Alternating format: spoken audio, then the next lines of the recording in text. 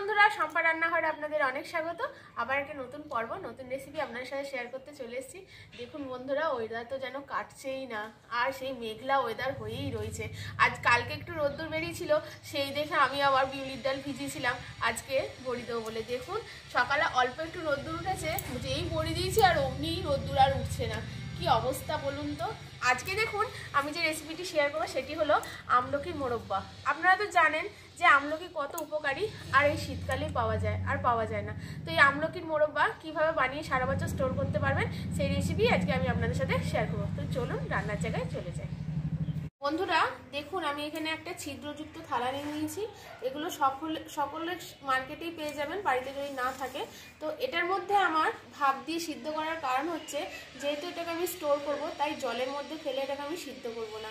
এটা কিন্তু মনে রাখবেন স্টেপটা, জলের মধ্যে দিয়ে সিদ্ধ করলে আপনারা কিন্তু বেশি দিন স্টোর করতে পারবেন না। এবার দেখুন এই কড়ার উপরে থালাটা বসিয়ে দেবো এবং তার উপরে আমি এই আমলকিগুলোকে এবার দিয়ে দেবো।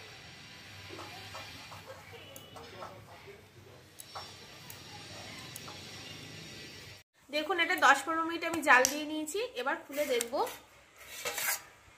এটা পারফেক্ট হয়েছে কিনা। কি করে বুঝবেন? এরকম একটা স্পুন নিয়ে এর গায়ে গেঁথে দেখবেন, দেখুন একদম চলে যাচ্ছে। তখন এটাকে নামিয়ে একটু ঠান্ডা করে নেবেন। আমি বন্ধুরা এখানে দেখুন 300 গ্রাম আমি নিয়েছি আমলকি, তার জন্য আমি 300 গ্রাম খেজুরের গুড় নিয়েছি। আপনারা যদি খেজুরের গুঁড়ে করতে না চান তাহলে 300 গ্রাম চিনি দিয়েও কিন্তু করতে পারবেন। চিনিতে আপনারা কিন্তু একদমই অল্প জল দেবেন। জলটা থাকলে কিন্তু বেশি দিন ওটাকে স্টে করে রাখতে পারবেন না বছরে। তার জন্য একদম জলের ইউজ না করার মতোই করবেন চিনি দিলে। আমি গুড় দিয়ে করবো, এখানে একটুও জল ইউজ করব না। তো এটাকে দেখুন এই কড়াই যে জলটা আছে এটাকে এখন আমি ফেলে দেবো, দিয়ে কড়াটা বসিয়ে দেবো, দিয়ে এখানে গুড়টা আমি দিয়ে দেবো। দেখুন এটা একদম হালকা আছে কিন্তু করতে হবে, আমি আঁচটা একদম কমিয়ে দিয়েছি। আর একটুখানি গুড়টা ফুটে উঠলেই কিন্তু এই আমলকিগুলো কাঁচিয়ে এর মধ্যে কিন্তু দিয়ে দিতে হবে।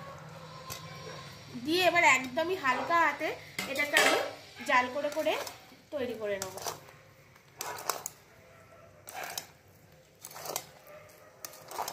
বন্ধুরা এটা দেখুন হালকা জালে নেড়ে ছেড়ে, আর এটাকে আমি এখন একটু চাপাও দিয়ে দেবো। চাপা দিয়ে কিন্তু এটাকে খুলে খুলে 3 মিনিট 4 মিনিট অন্তর অন্তর নেড়ে নেড়ে করতে হবে। 2-3 মিনিট অন্তর অন্তর আমি খুলে দেখছি। আর একদম দেখুন আঁচটা কিন্তু একদম হালকা রাখবেন। আপনারা যদি গ্যাসে করেন একদম লো আছে কিন্তু এটাকে ফোটাবেন। আর এটা একটু পরে দেখবেন এই আমলকিগুলো অন্যরকম কালারও এসে গেছে আর অন্যরকম স্ট্রাকচারও হয়ে গেছে। আমি আপনাদের দেখিয়ে দেবো কখন ঠিক এটাকে চাপাতে হবে। আবার একটু নেড়ে চেড়ে এটাকে চাপা দিয়ে দেবো। 20 মিনিট এটাকে আমি একদম অল্প আছে জাল করে নিয়েছি আর ঢাকা দিয়ে রেখেছিলাম। দেখুন এবার এখানে দেখুন এই আমলকিগুলোর কালারগুলো দেখুন একদম অন্যরকম হয়ে গেছে। তখনই বুঝবেন আপনাদের আমলকি মোরব্বাটা হয়ে গেছে। এবার নাবিয়ে ঠান্ডা করে নেব।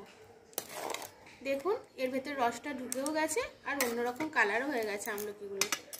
বন্ধুরা কি ঠান্ডা পড়েছে, মনে হচ্ছে বৃষ্টি হবে, আর ভাল লাগছে না।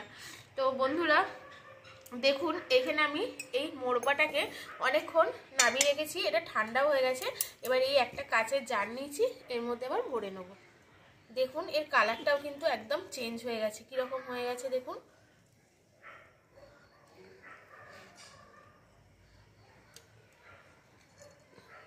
একদম মনে হচ্ছে নলেন গুড়ের রসগোল্লা। দেখলেন তো বন্ধুরা কত সহজেই দুটো উপকরণ দিয়ে এই বাড়িতেই আমি আমলকির মোরব্বা বানিয়ে ফেললাম। এরকম পদ্ধতিতে আপনারাও বাড়িতে বানিয়ে দেখবেন, খুবই সুন্দর হয়। যেহেতু এটা আমি খেজুর গুড় দিয়ে করেছি তার একটা খেজুর গুড়ের ফ্লেভারও থাকে এর মধ্যে, দুর্দান্ত খেতে হয় বন্ধুরা। আপনারা চাইলে চিনি দিয়েও করতে পারেন, কিন্তু একবার আপনারা এই খেজুর গুড় দিয়ে ট্রাই করে দেখবেন। দেখুন এটাকে আবার আমি ভেঙে দেখাচ্ছি কতটা সফট হয়েছে। দেখুন একদম কি সুন্দর হয়েছে বন্ধুরা, একদম ভেঙে যাচ্ছে। আর খেতে বন্ধুরা দুর্দান্ত হয়, কারণ এর আগেও আমি বানিয়েছি। দেখুন টকটাও মিষ্টি মিষ্টি এত সুন্দর খেতে লাগছে বন্ধুরা মোরব্বাগুলো। এটা রেখে দিলে কিছুদিন আরও মজে যাবে, আরও সুন্দর তখন খেতে লাগবে। আমার চ্যানেল নিত্য নতুন রেসিপিতে প্লিজ আমার চ্যানেলটিকে সাবস্ক্রাইব করে শেয়ার লাইক কমেন্ট করে দেবেন। আজকের মতো টাটা বন্ধুরা, আবার আসবে একটা নতুন রেসিপি আপনাদের সাথে শেয়ার করার জন্য।